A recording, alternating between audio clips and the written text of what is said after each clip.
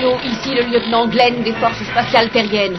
Mon appareil est pris dans un courant de météorites non signalé. Si vous me recevez, répondez. Personne ne m'entend. Je dois m'en sortir seul. Je suis à des millions de kilomètres et je n'ai aucune chance de réussir à regagner la Terre.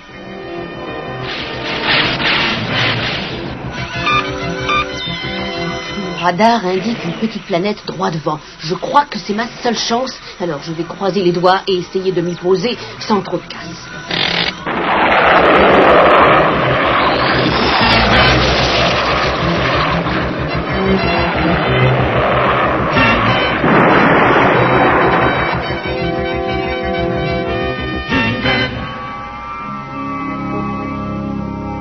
Alors c'est comme ça que tu es arrivé sur Eternia. Mais oui, et grâce à ce projecteur de souvenirs, j'ai la possibilité de revivre cette scène. En tout cas, tu étais un fameux pilote. C'est exact. Mais il y a très longtemps, j'ai tout oublié. Dis-moi, c'était comment la Terre? Je pense que tu trouverais ça légèrement ennuyeux. On n'y rencontre ni tigres verts, ni créatures monstrueuses. Pourtant, c'est une planète magnifique, peuplée de gens merveilleux. On dirait que ça te manque, non? Oui, quelquefois j'y pense un peu. Mais mon vrai chez-moi est ici, sur Eternia, avec toi et ton père. Et je ne partirai d'ici pour aucune raison.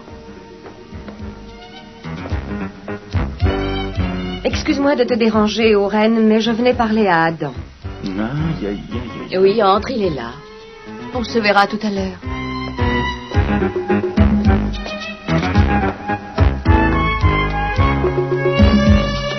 J'aimerais savoir où tu as passé toute la journée. Oh, eh bien, c'est-à-dire que... Pourtant, tu avais dit que tu étais d'accord pour venir manier les armes avec moi. J'ai dit ça? Ah oui, c'est vrai, tu as raison. Excuse-moi, mais j'ai été très occupé aujourd'hui. À quoi faire? Je crois que nous allons très bientôt le savoir. Non, mais qu'est-ce que tu fais?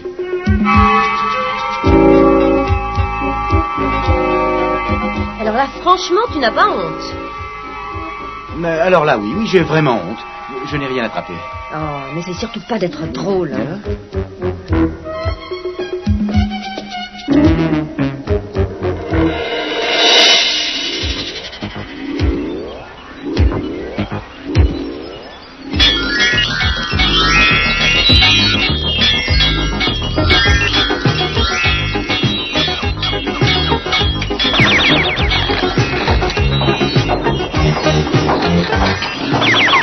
Je crois que c'est presque terminé.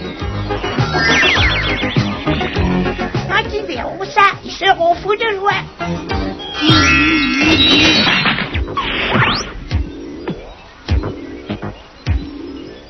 Je savais bien que j'avais entendu quelqu'un s'amuser dans le laboratoire. Ah, mais je ne m'amuse pas, je fabriquais une petite surprise pour le roi et la reine.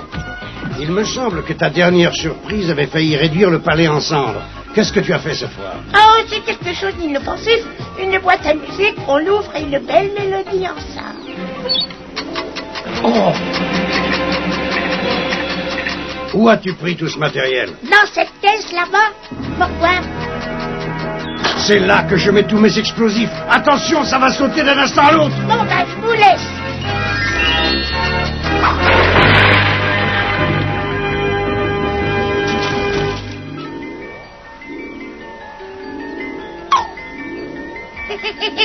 Alors, cette explosion? Je te l'ai déjà dit au moins 1 million de fois, je ne veux pas que tu viennes dans ce laboratoire. Bon, allez, retourne là-bas sur l'établi.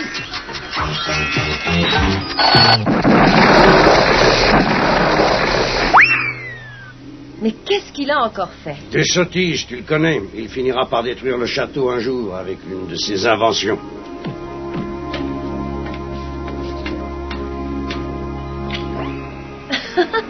À propos d'invention, ton projecteur de souvenirs a beaucoup plu à la reine. Elle me l'a dit, tu sais. Tant mieux. Oh, c'est quelqu'un de tout à fait exceptionnel. Adam a beaucoup de chance de l'avoir pour mère. J'aimerais bien tout savoir sur mes propres parents, moi aussi. Mais je te l'ai déjà dit, je t'ai expliqué que ton père était le plus grand homme que j'ai jamais connu. Il s'est sacrifié en luttant courageusement pour qu'Eternia vive dans la paix. Et c'est un honneur pour moi de t'avoir adopté comme si tu étais ma fille. Et ma mère, alors? Ça, c'est un secret que j'ai promis de ne pas révéler. Un jour, tu apprendras quel est ce secret, mais pas de moi.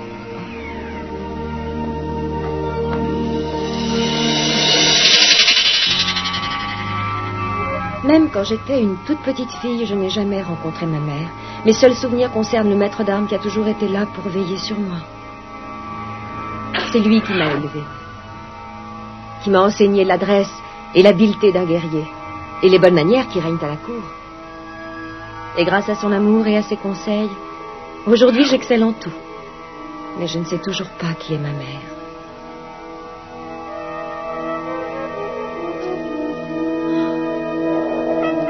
Qu'est-ce qui ne va pas? Si quelqu'un t'a fait de la peine, dis-le-moi. Oh non, j'essayais de rassembler tous les souvenirs de ma petite enfance. Ah oui, et ce sont des mauvais souvenirs? Oh, c'est pire que ça. Je n'en ai pas du tout. Si seulement je savais ce qui s'est passé avant ma naissance. Mais j'y pense, je n'ai qu'à aller interroger l'oracle dans la mer de cristal. L'oracle? Mais non, t'es folle.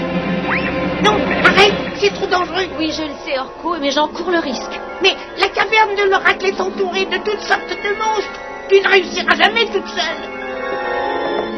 Je dois essayer. Et surtout, Orko, je te demande de ne pas dire que je vais là-bas. Mais c'est dans la mer de cristal. Oui, je le sais, mais je veux découvrir la vérité. Est-ce que tu comprends ça?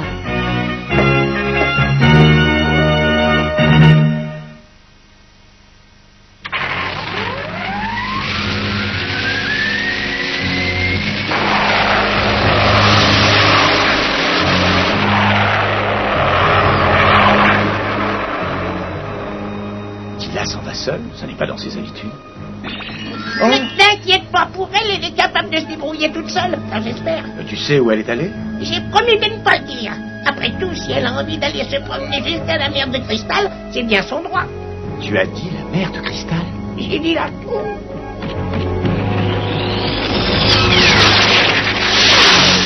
Mais enfin, tu aurais dû l'empêcher d'aller là-bas. J'ai essayé, elle n'a pas écouté. Gringer, vite, il faut qu'on rattrape Tila. Oh non, non, ne me dis pas que je vais encore me transformer en ce tigre de combat ridicule. Cache ton enthousiasme. Nous n'avons pas une seconde de plus à attendre. Par le pouvoir du crâne ancestral.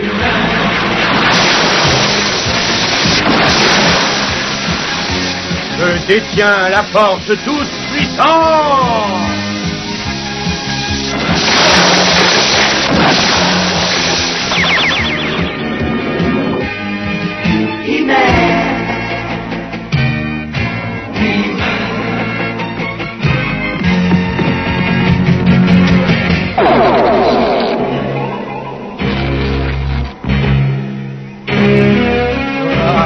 Regarde ça, c'est très intéressant. Il me semble bien que c'est Tila qui ose s'aventurer toute seule. Qu'est-ce qu'elle va faire sur ton territoire? Je n'en ai pas la moindre idée, mais crois-moi, je vais m'occuper d'elle. Il y a des années de cela, celui qui l'a élevée, le maître d'armes, est venu secourir la victime que j'avais choisie pour offrir en sacrifice aux démons des océans. Voici l'heure de la vengeance. Bien, alors occupe-toi d'elle.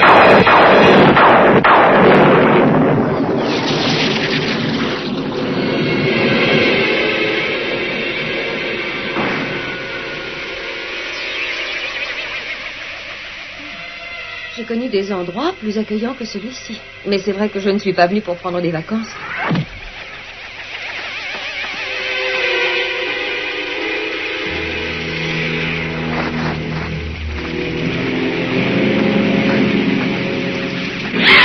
Oh, ça y est, c'est ce que je craignais. J'aurais certainement à lutter pour atteindre l'oracle.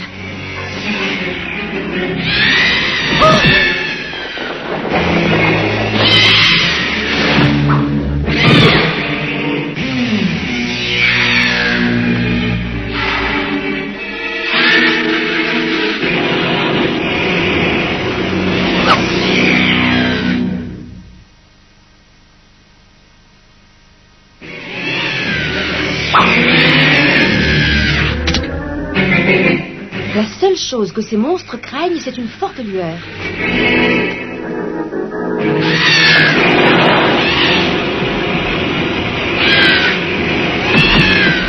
Et voilà, après ça, je serai tranquille.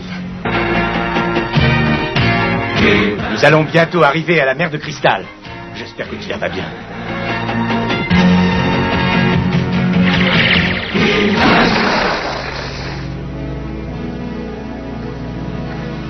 C'est ici, l'oracle est dans cette caverne.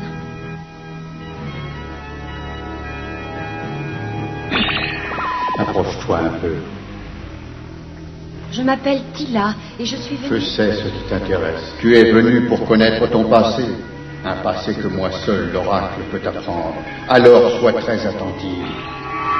Tu reconnais cet homme? Oui, c'est le maître d'armes quand il était jeune.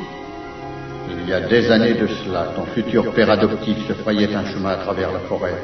La nuit précédente, il avait reçu un signal pendant son sommeil. Un signal lui demandant de traverser la forêt jusqu'aux montagnes. Soudain, il entendit un cri aigu, le cri d'un faucon. Océanor et ses hommes poissons s'approchaient du nid de Zohar le faucon pour le capturer.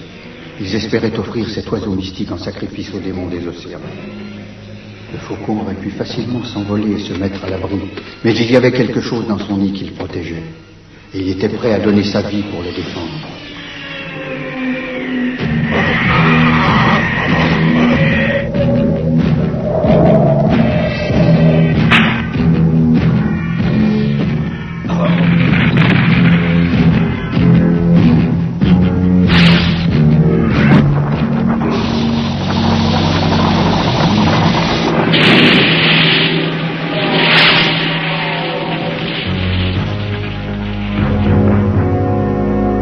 Océanor a dû alors renoncer à son projet. Mais il a juré de se venger un jour de ce jeune soldat. Quand il atteignit enfin le nid, le soldat vit alors... Mais continue, ne t'arrête pas. Je vois une présence maléfique. Elle approche par ici. Prends garde à toi, Tila. Prends garde à toi. Les hommes poissons.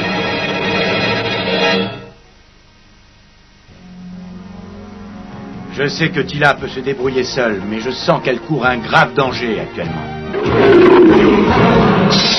Alors, après toutes ces longues années, la fille de mon vieil ennemi, le maître d'armes, est finalement devenue ma prisonnière. Si c'est une revanche que tu veux, face de crapaud, coupe mes liens. Mais je sais que tu n'auras pas le courage de te battre avec moi.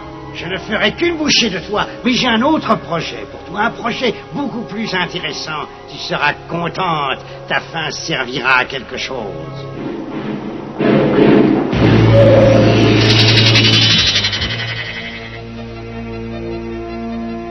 J'ai pensé que c'était important pour toi et que tu aimerais le savoir. Oui, je te remercie. Tu as eu raison de venir jusqu'ici.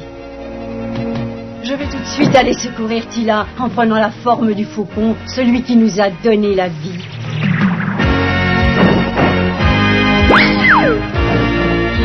Ça alors, c'est ce qu'on appelle partir en coup de vent.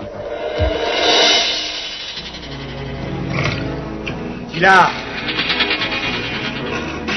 Reste tranquille. Tu devrais savoir que l'oracle ne nous veut aucun mal. Dépêche-toi d'aller aider Tila, elle court un grave danger. Les hommes poissons l'ont capturée et emmenée.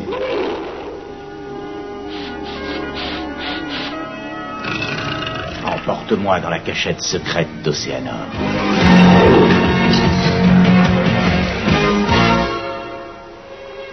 Tous les 20 ans, les étoiles sacrées se trouvent dans un alignement parfait. C'est seulement à ce moment que Bakoul peut être appelé au plus profond des océans où il se cache. Et ceci grâce à cette perle, cette splendide perle rouge. Mais qui est donc ce Bakoul, Océanor?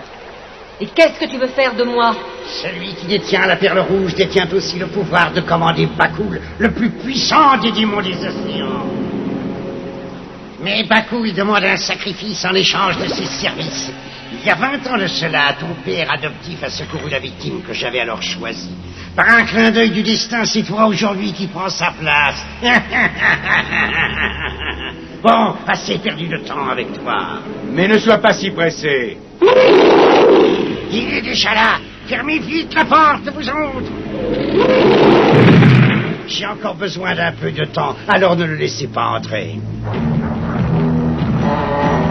Ô tout-puissant Bakoul, écoute bien mes paroles. Quitte ton repère du fond des eaux et viens obéir au détenteur de la perle rouge.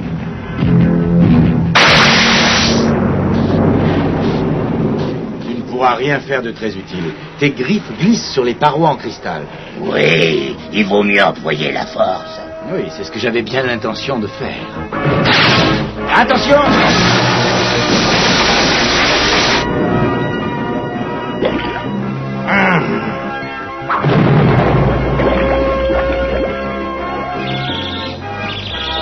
gens pourraient quand même ramasser leurs ordures.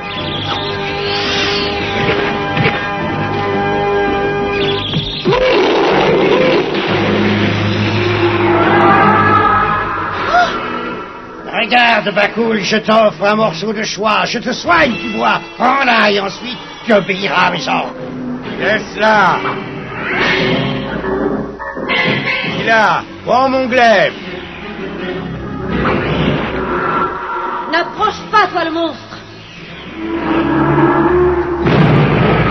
Aussi longtemps qu'Océanor possédera la perle rouge, nous n'aurons aucune chance, il sera invincible. Vas-y, écrase-les tous les deux. Puis obéis à ton maître, fais ce que j'ordonne.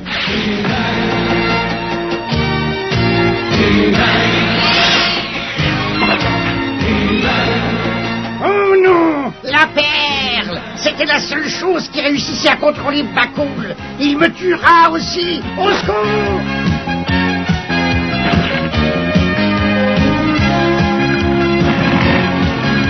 Au secours. À moi. J'ai beaucoup trop bon cœur, je le sais, mais tant pis. Va-t'en de là.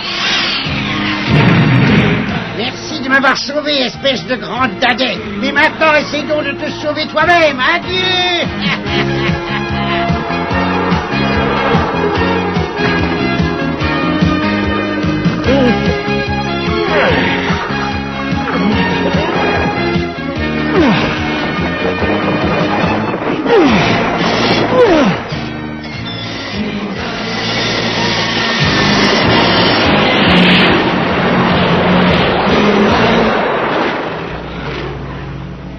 Eh bien, j'espère qu'après ça, Bakul nous laissera tranquilles pendant les 20 ans à venir. Pourquoi as-tu sauvé Océanor, ton pire adversaire? Chaque vie est importante, même celle des monstres comme lui. Allez, maintenant, rentrons chez nous. Non, attends encore. J'ai une petite chose à faire avant. Finis ton histoire, Oracle. Parle-moi de ma mère. Le jeune maître d'armes avait chassé Océanor et les hommes poissons. Ensuite, il a pu grimper sans difficulté sur la montagne jusqu'au nid du faucon. Et dans ce nid, il trouva un bébé. C'était la fille de la sorcière. Avec l'accord de son mari, elle avait apporté l'enfant dans la montagne pour l'élever en paix. Mais après l'attaque d'Océanor, elle comprit que sans un vrai foyer, le bébé ne serait jamais réellement en sécurité. Le cœur du jeune soldat s'attendrit devant le bébé et il jura de veiller sur lui pendant toute sa vie. Ce bébé, c'était toi. Mais alors, d'après toi, ma mère, ce serait... Oui, la sorcière du château des ombres. Maman. Oui, oui, tu es ma fille que je chéris tant. Et un jour, plus tard, c'est toi qui devras me remplacer. On t'appellera alors la sorcière et on te craindra. Mais ce temps n'est pas encore venu. Pour l'instant, tu as des tâches importantes à remplir et en attendant, tu dois oublier le secret que nous t'avons révélé aujourd'hui. Le seul souvenir que sa mémoire gardera sera que sa pauvre mère est une femme qu'il aime beaucoup. Je te demande de garder ce secret, Musclor. Je sais que tu ne diras rien. Je peux compter sur toi. Ne crains rien, je garde très bien les secrets.